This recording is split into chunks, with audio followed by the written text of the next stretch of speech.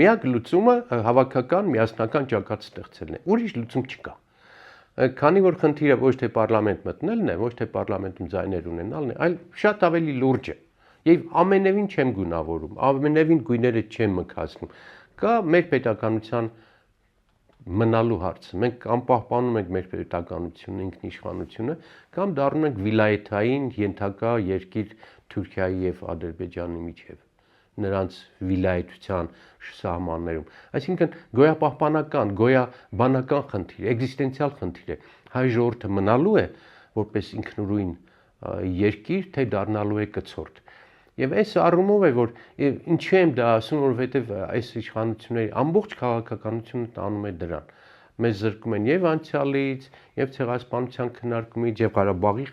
խնդրից, եւ Ղարաբաղյան շարժումն են արգելում արդեն, դասագրքերն են փոխում, սիմվոլներն են փոխում, արճակագիրն են փոխում, այսինքն ադրբեջանցիներ են բերում, չգիտեմ, բոլոր առումներով Հայաստանի սուվերենությունը մկրատվում է, կտրատվում է։ Եվ եթե այս իշխանությունը մնա, ակնհայտ է, որ դա շարունակվելու է եւ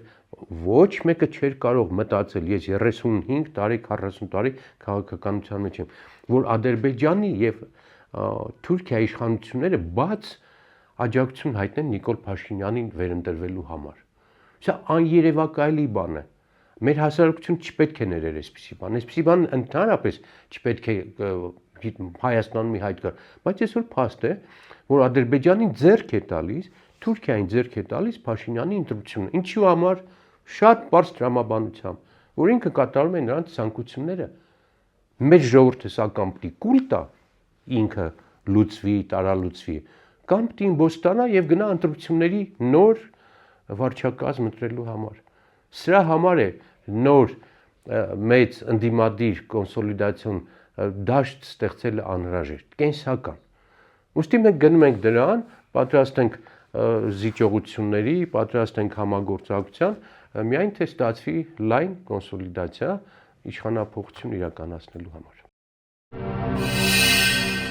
Բաժանորդագրվեք Արմադ մեդիայի ալիքներին YouTube-ում, Facebook-ում, Instagram-ում և Telegram-ում։